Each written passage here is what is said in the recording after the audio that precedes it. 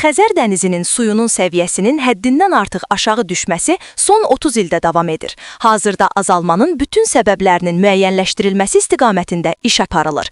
Turkistan.az məlumat verir ki, problemlə bağlı narahatlığı Rusiya Təbii Sərvətlər Nazirliyi TASS-a verdiyi məlumatda ifadə edib. Nəşr Azərbaycan dövlətinin narahatlığını xüsusi bildirib. Belə ki, Azərbaycan prezidenti İlham Əliyevin BMT Baş Assambleyasının 80-ci sessiyasındakı çıxışı zamanı bu məsələyə toxunduğunu qeyd edib.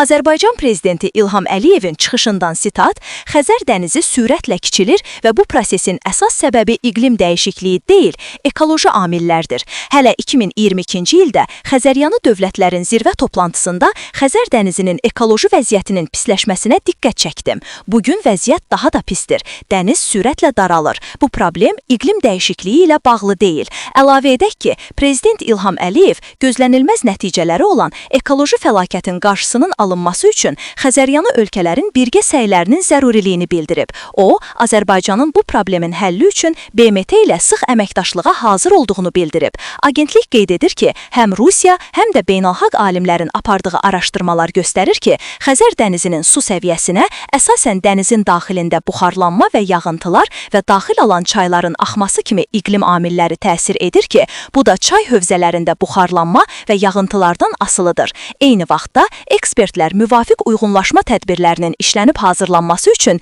iqlim dəyişikliyinin Xəzər dənizinə təsirinin hərtərəfli öyrənilməsinin davam etdirilməsinin zəruriliyini bildirib. O, Azərbaycanın bu problemin həlli üçün BMT ilə sıx əməkdaşlığa hazır olduğunu bildirib. Agentlik qeyd edir ki, həm Rusiya, həm də beynəlxalq alimlərin apardığı araşdırmalar göstərir ki, Xəzər dənizinin su səviyyəsinə əsasən dənizin daxilində buxarlanma və yağıntılar və daxil olan çayların axması kimi iqlim amilləri təsir edir ki, bu da çay hövzələrində buxarlanma və yağıntılardan asılıdır.